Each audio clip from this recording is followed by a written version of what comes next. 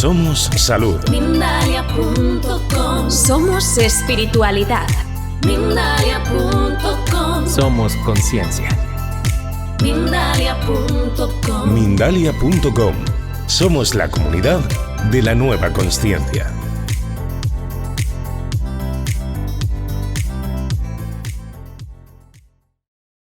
Hola a todos.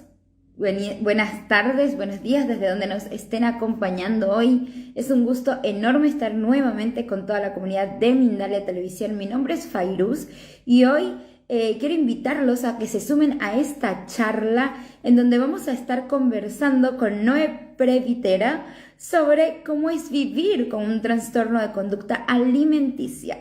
Antes de continuar con este tema y con esta invitación del día de hoy, quiero recordarles a toda la comunidad que desde ya está disponible el chat en directo aquí en la pantalla, en la parte inferior, para que nos dejen el nombre de la ciudad y el país desde donde nos acompañan hoy.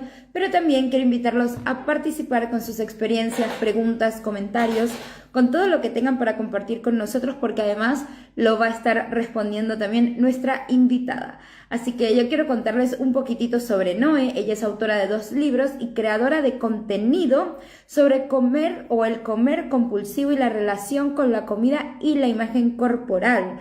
También es coproductora de un podcast. Así que voy a traer a Noé para que nos cuente desde su experiencia. He enviado la invitación, voy a esperar que se sume. Mientras tanto, quiero enviar saludos a las personas que nos están escribiendo por el chat. Hola. Hola, ¿Cómo estás, Noé? Qué gusto estar contigo hoy. igualmente, el gusto es mío. Muchísimas gracias, Noé, por acompañarnos y por traer este tema que creo que es súper interesante.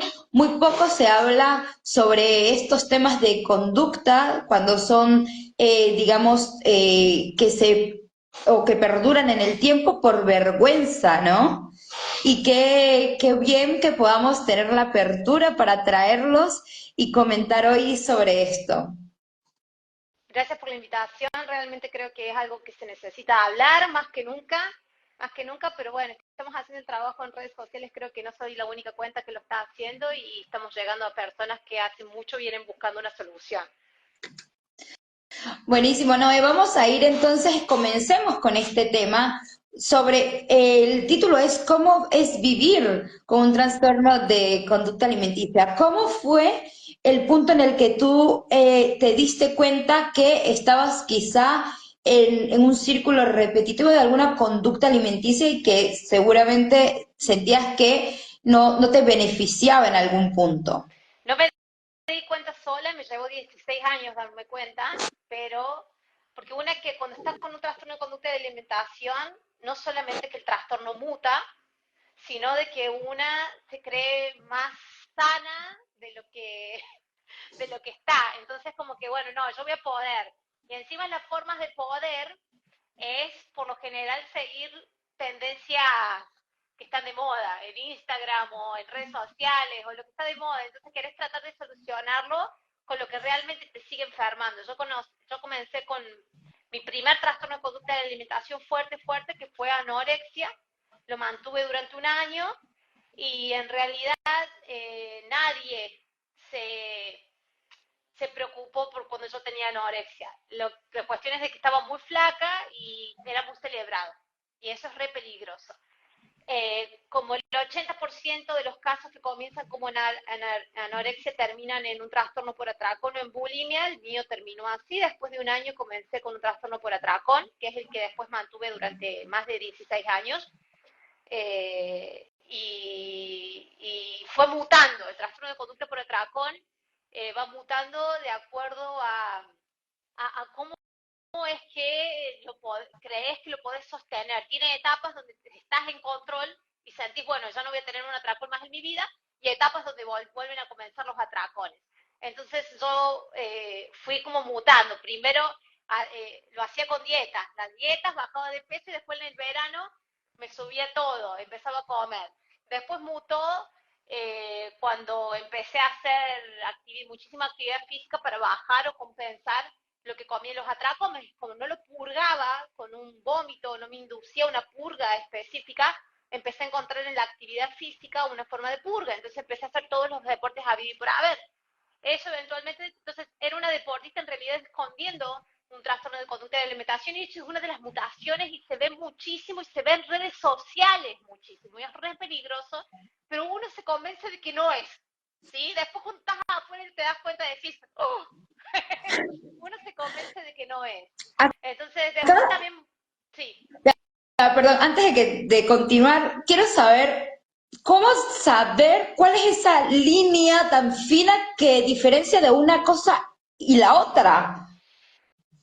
Yo creo de que está todo este gran espectro que se llaman conductas desordenadas con la comida, que es donde se cree que un 80% de las mujeres de la población mundial están, y después están estos dos extremos, de las personas que comen en una forma que es normal, no saludable, porque hoy se entiende saludable realmente termina siendo desordenado y trastornado, lo que se comunica en redes sociales o en la media se comunica de que es saludable. En realidad muchas veces eso es trastornado. Entonces tenemos este gran espectro que es conductas desordenadas con la comida, entre ellas cae ahí todavía lo que es hacer dietas crónicamente y lo que cae también es la ortorexia y son conductas como mucho más, está yendo a un extremo de un trastorno de conducta de alimentación. El trastorno de conducta de alimentación propiamente dicho, que es más o menos un 5% de la población, y después otro 10% de la población, 20% de la población que comen normalmente. De nuevo, no es comer saludable, sino normalmente. Es decir, que no han pasado nunca por dietas, no han tenido subidas y bajadas de peso. Entonces, muchas mujeres se mueven en conductas desordenadas con la comida y eventualmente se transforma en un trastorno de conducta de alimentación. Hoy, ¿en qué momento pasás? Yo creo de que está como desdibujado.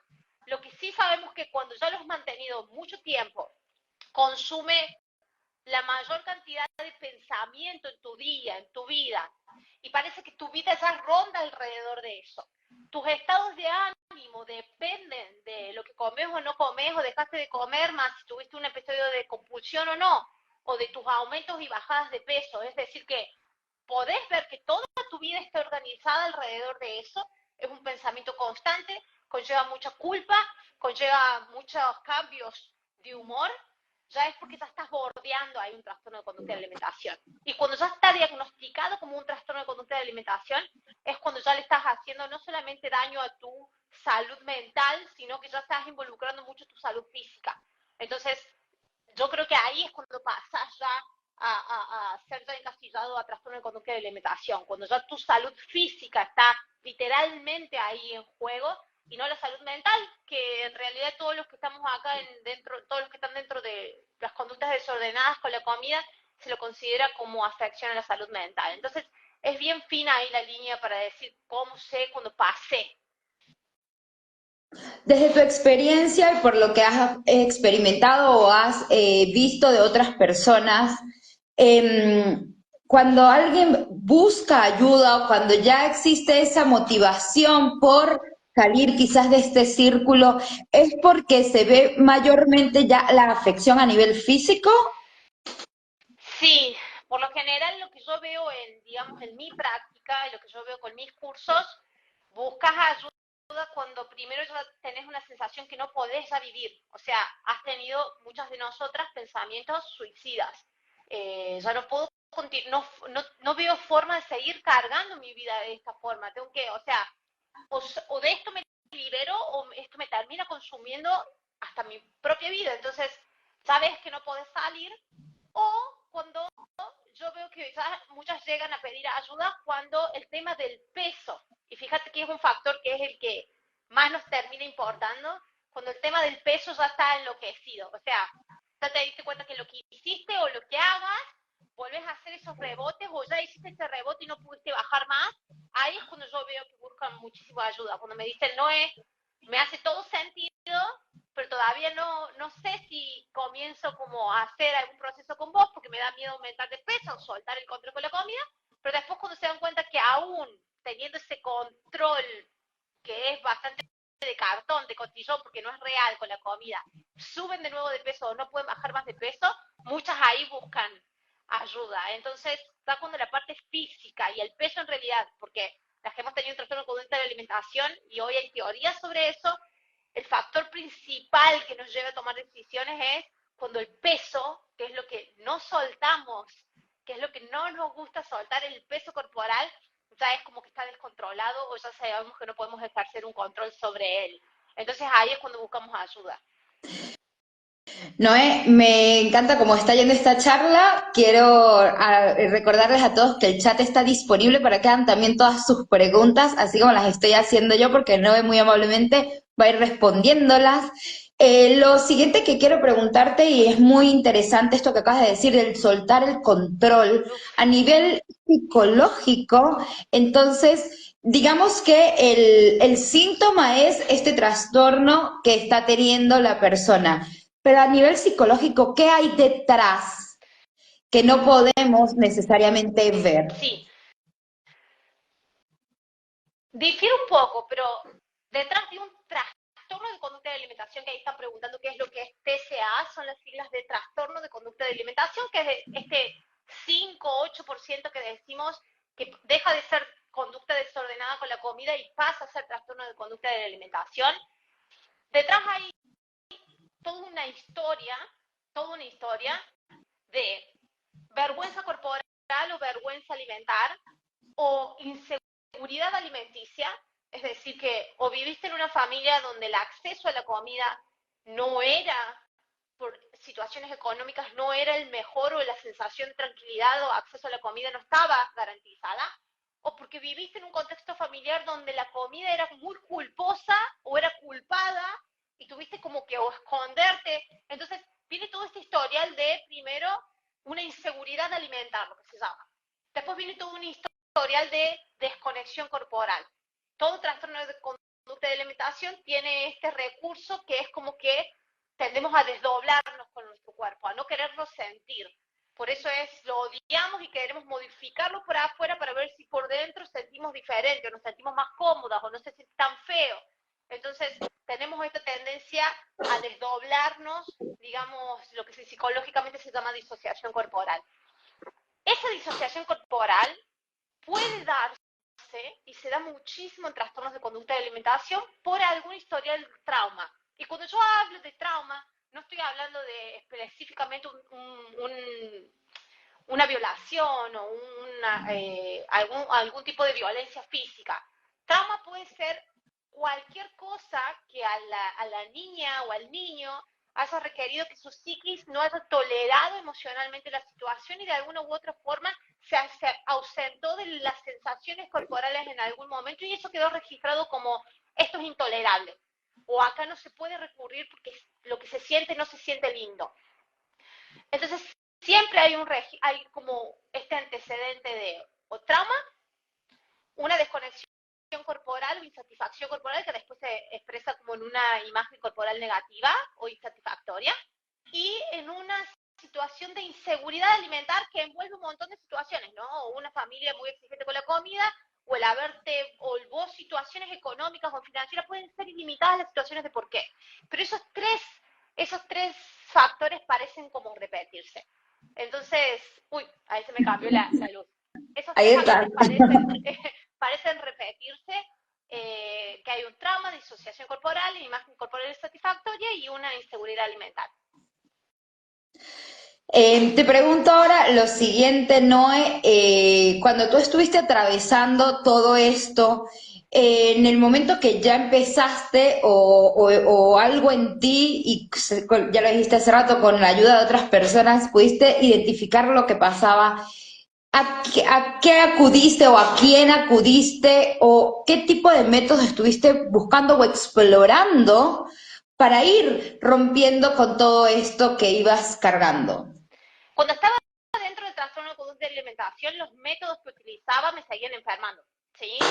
Entonces, es por eso que el trastorno de conducta de alimentación muta, porque en realidad seguís recurriendo a métodos que mantienen activo en la estructura del trastorno de conducta de alimentación, que en su estructura lo primero que hay es una gran reacción de lucha de huida, que se puede llamar miedo, a engordar. Entonces, eso está tan instaurado que todo lo que tenga o el sistema nervioso como referencia a un cuerpo que engorda o comida que engorda, lo trata como de de camuflar y hacerte sentir segura de alguna forma. Entonces, ¿en qué solemos caer que nos sigue enfermando? Solemos caer en vegetarianismo o veganismo, y esto no, o en dietas basadas en plantas, creyendo de que lo hacemos por ética, pero en realidad lo estamos haciendo para esconder el miedo a engordar y de alguna u otra forma camuflarlo y sentirnos seguras con la comida, y de que de alguna forma vamos a estar seguros con nuestro peso también, que en realidad después nos terminen enfermando mucho más.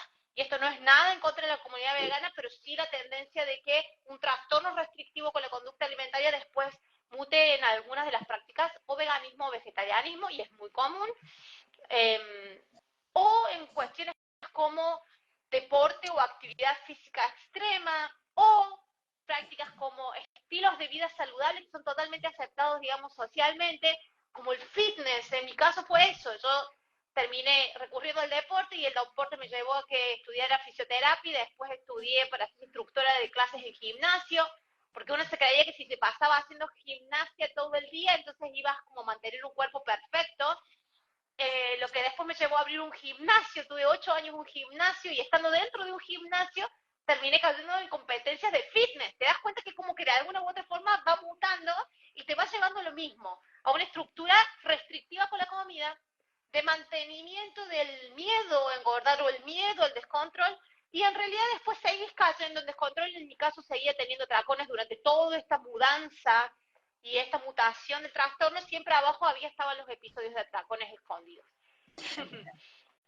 Es súper curioso porque lo acabas de decir, una cosa va a llevar a la otra y ya Sí. estás en un mundo, digamos, muy entre comillas, muy saludable, rodeado siempre de personas que hablan lo mismo, comen similar, digamos, no podías percibir a lo mejor que estabas dentro de un trastorno. Entonces, ¿cómo fue para ti ese clic o cómo ocurrió, si ocurrió algo que te hizo el darte cuenta y a partir de ahí esa transformación a la Noe que es hoy, que ayuda a personas que han estado pasando por lo mismo que tú ya viviste? No fue una opción, o sea, me llegó a mí, como que la vida me arrinconó. De alguna u otra forma parece que como soy un poco dura con las enseñanzas de la vida, pero fue así. En la última competencia de fitness en la que participo, cuando vuelvo de esa competencia que había sido en el exterior, empiezo con la etapa de mayor cantidad de atracones, mayor cantidad de frecuencia diaria de atracones y volumen de atracones que nunca había tenido en mi vida, ni siquiera cuando tuve los primeros atracones cuando tenía 14 años. Entonces, eso me llevó a que no solamente tenía muchísimos atracones, estaba teniendo entre 2, 3, 4, hasta 8, 10 atracones por día. O sea, es como que no era un atracón, se terminaba y tenía un espacio en donde me daba la culpa, pero ya no tenía ganas de comer nuevo. Se terminó un atracón, pasaron unos minutos y empezaba otro atracón. Nunca lo había vivido así tan fuerte. Y al mismo tiempo físicamente estaba muy cansada, entonces no podía entrenar ni nada para purgar la cantidad de atracones que estaba teniendo, y eso me llevó a que aumentara 30 kilos en 3 meses. Cuando aumentó 30 kilos en 3 meses, era la mayor cantidad de peso que había pesado en mi vida, y al mismo tiempo había perdido como el poder sobre mi cuerpo. Mi cuerpo siempre había sido muy atlético, muy fuerte, podía entrenar un montón de horas. Eso parecía que se había apagado. O sea, mi cuerpo estaba al límite. Al límite, lo había llevado muy, muy, muy al límite la última competencia de fitness. Entonces, de alguna u otra forma, yo sabía de que estos 30 kilos no se iban a ir como se fueron los otros 10 kilos, que los bajaba entrenando 2, 3 meses y listo, volvía a la normalidad, que esto iba a ser mucho más difícil, y al mismo tiempo no podía conseguir dejar de tener atracones. Y eso es lo que más me llevó a buscar otra solución, porque iba al médico, iba al endocrinólogo, volví a ir a la psiquiatra, todo, y todos me volvieron a decir lo que siempre había escuchado durante 16 años, básicamente. Y ya la había probado todo. Había pasado también por 3 institutos de trastorno de conducta y de alimentación. No es que solamente había probado con fitness y con entrenamiento, había probado con institutos de trastorno de conducta y de alimentación, y eventualmente algo hacía que los atracones siguieran. Yo había entendido de que era algo que iba a convivir toda la vida. Estaba ahí al borde, como que queriendo, de verdad teniendo pensamientos así, de terminar con mi vida, y eso lo cuento mucho en mi primer libro que está ahí, que se llama Mi cuerpo sin reglas, hasta hasta que apareció esta información en internet, porque era ver internet, estar encerrada en mi casa, estuve encerrada en mi departamento durante 3 meses, que fueron los 3 meses que engordé, no quería que nadie me viera, tenía que volver a mi gimnasio y tenía vergüenza de volver porque sabía que nadie me iba a reconocer, y es más, cuando volví nadie me reconocía, porque en 3 meses una persona completamente diferente. Yo soy bajita, mido 1,89, 30 kilos, hace que sea bastante diferente en aspecto físico, si las personas no te reconocen. Tuve que volver y tuve que pasar por eso, que es tremendo para nosotras dejarnos ver cuando aumentamos de peso. Tuve que pasar por eso y encontré esta información de un chico que yo conocía, que habíamos hecho cursos de coaching juntos, que también competía en fitness, y él contaba que era un hombre, ¿no? Que tenía tracones y que los había dejado de tener porque había entendido cuál era la base neurológica de los tracones. Digo, yo quiero ver eso. Y recomendó el libro y lo compro el libro, lo leo, y fue una explosión en mi cabeza. Nunca nadie me había explicado tan en claro lo que yo había vivido durante 16 años. Ni en los centros de trastornos de conducta y de alimentación, ni en todos los lugares donde nadie me había explicado tan desnudo todo lo que yo había experimentado puertas adentro.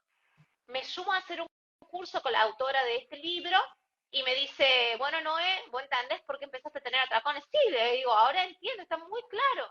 Mis atracones yo los gatillé por reflejo de hambruna. Hice pasar tanta hambre a mi cuerpo durante la etapa de anorexia de un año que tuve, mantuve un peso tan bajo, a base de fuerza de la voluntad, que no escuché si mi cuerpo estaba cansado, si tenía hambre, no escuché nada. Yo quería mantener ese peso bajo, que después explotaron los atracones, y gatilla es lo que neurológicamente, y se llama reflejo de supervivencia, es el reflejo de hambruna. Lo tenía claro, nunca nadie me lo había explicado. Bueno, me dice, entonces te das cuenta que para salir de ahí vas a tener que dejar de intentar bajar de peso. Yo digo, no, yo acabo de aumentar 30 kilos, yo necesito dejar de tener atracones, pero bajar el peso. Y me dice, vas a tener que dejarlo baja de peso de lado. Yo me quería matar. Tenía 30 kilos encima. Claro. Todavía no conocía nada de lo que yo hablo ahora. Y yo creo que le debe pasar lo mismo a las tías que me escuchan a mí, con vas a tener que dejar la baja de peso de lado por un tiempo, por lo menos para sanarte, y después vemos qué hacemos, pero por lo menos para que entiendas cómo llegar a una normalidad con la comida, que yo ya no me acordaba de lo que era tener una normalidad con la comida. Entonces, en esto de llorarlo y, bueno, tratar de duelarlo y me dice, vas a tener que dejar de hacer dieta. Dije, en algún punto, digo, en vez de aumentar 30 kilos, voy a aumentar 300. Yo voy a terminar pesando 300 kilos. La cuestión es que después de 2 meses con el curso con ellos ya no tenía atracones, y yo estaba segura que ya no iba a tener más atracones porque yo sabía cómo se sentía. Ya había internamente entendido por qué tenía atracones, había empezado a escuchar mi hambre, había empezado a escuchar mi saciedad, y después ese fue el primer paso para después pasar a las prácticas de comer intuitivo. Yo nunca recomiendo que alguien que tiene atracones y que ha tenido un trastorno de conducta de alimentación por atracones empiece a comer intuitivo directamente, porque es un salto muy grande. Hay que empezar con instancias anteriores, y por lo general yo los diagramo muy bien a esas instancias. Si estás teniendo atracones, comer intuitivo de una no va a salir, no lo vas a entender, te va a dar mucho miedo. Entonces hay instancias anteriores. Entonces después me llevó al comer intuitivo. Estuve un año que me prometí a mí misma que iba a intentar no bajar de peso ni tampoco pensar en la baja de peso, que no me salía del todo bien. En algún momento era como que, ay, quiero bajar todos estos kilos que tengo encima, ya es hora. Pero después de un año me encontraba en una situación que nunca pensé, dentro de todos los años de mi vida, que iba a llegar a vivirlo, o que yo podía hacerlo, o que estaba disponible para mí, que era estar en tanta paz con la comida. Nunca pensé que iba a estar en tanta paz con la comida. En esto de poder salir y que todos comieran pizza, y yo comer pizza y comer una porción, 2 porciones y media, y poder parar y sentir lo que es tener que parar y no necesitar más y no pensar en comida todo el día y tener libertad. O sea, poder tener comida en casa y que la comida no desaparezca, o que no te llame por el nombre desde la heladera, o esa ansiedad como el preatacón, que ya sabes que tenés que ir a esconder o tenés que ir a robar comida para empezar a tener un atraco. No apareció nunca más eso. Estaba viviendo, digamos, hace 8 años, vivo en esa libertad con la comida. El tema del peso corporal y de la imagen corporal vienen después, vienen un poco más lento, pero después como que el cuerpo encuentra un equilibrio. Y lo que no nos damos cuenta muchas veces es que es el regalo de la normalidad del comer. El que vive en un trastorno de conducta de alimentación te olvidaste lo que era estar en paz con la comida, no sabía realmente. Entonces estuve todo un año como disfrutando muchísimo de esa paz. Fue como muy liberador. Más allá que tenía 30 kilos que había subido, sentir por momentos como que esto es muy bueno. Esta paz no tiene precio, no tiene nombre, esto está muy bueno. No entiendo cómo pasé tantos años y nunca nadie me explicó que esto estaba tan disponible para mí. Y no era tan lejano, y no hacía falta que yo llegara a la destrucción metabólica que había hecho con mi cuerpo, estaba mucho más disponible para mí. Pero de nuevo, para hacer algo así tenés que estar de verdad como que preparada, capaz que llegando al límite, yo llegué al límite y ahí es donde yo me dispuse. Capaz que antes no, capaz que antes todavía quería ser un poco más flaca o quería seguir intentando hacer fitness, no sé en qué tiempo le llega a cada una. A mí me llegó a los 30 años, perdí muchos años de mi vida intentando o pasándola mal con el cuerpo, con la comida, pasándola muy mal, pasándola en una cárcel, en un infierno. Entonces, sí, a veces digo, no, no hubiera necesitado tantos años, pero bueno, son los años que me llevaron, son los años que me llevó. Noé, muchísimas gracias por compartir esto con toda la comunidad de Mindalia. Como por última pregunta, y es lo siguiente, te llevó un tiempo, pero esto te ha dado todo un aprendizaje con el que tú también puedes ayudar a otras personas. ¿Cómo te sientes con esto último? Hace 5 años vengo haciendo cursos, canal de YouTube, podcast, TikTok. Tengo 2 libros, escribí un segundo libro más que se llama Cuando las mujeres comen, intentando dar esta información. No siempre es fácil dar esta información porque es mucho más fácil. Yo cuando tenía un gimnasio siempre lo digo, era mucho más fácil venderte a vos un programa para que bajes de peso. Es mucho más fácil hacer todo este proceso junto con las mujeres a veces es complicado porque los mayores miedos salen afuera. Y son en estos contextos donde tenemos que canalizar esos miedos de las mujeres que vienen con respecto a la comida y al cuerpo.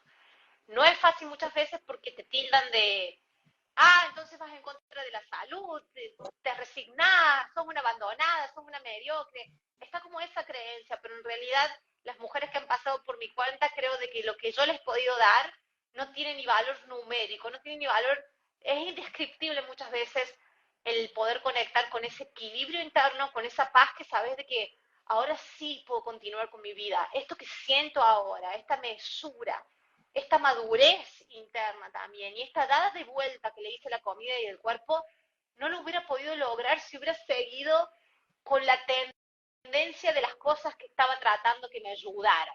Principalmente la obsesión por bajar de peso y ser más flaca.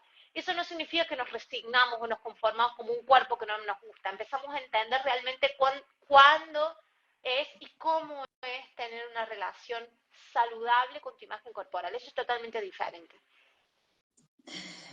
Noé, muchísimas gracias por haber estado acá con nosotros, por haber compartido tu experiencia personal, pero también por ser una persona clave en la transformación de muchísimas mujeres, no únicamente a nivel físico como comenzó esta charla, sino también emocional y psicológico, el entender un poco de dónde viene todo, así que ha sido un gusto enorme compartir contigo. Me gustaría invitarte a que te despidas de toda la comunidad de Mindalia, pero que también cierres con un último mensajito para todas las personas que nos están escuchando ahora y que en alguna u otra medida se han sentido identificados con todo lo que hemos estado comentando. Bueno, muchísimas gracias por esta oportunidad de poder compartir un poco de lo que vengo haciendo hace bastante tiempo y que le ha dado muchísima paz y satisfacción a muchas mujeres. Han pasado más de 2000 mujeres por mis cursos en estos últimos 5 años. Y el mensaje sería, no dejes pasar mucho tiempo si esta información, la mía o de muchas cuentas que son muy similares a la mía, te empezó a resonar. No dejes pasar mucho tiempo, no te vas a arrepentir. Si te resonó esta información es por acá. Muchas gracias, Noé, te mando un beso grande y nos vemos pronto. Nos vemos. Chao, chao. Chao, chao.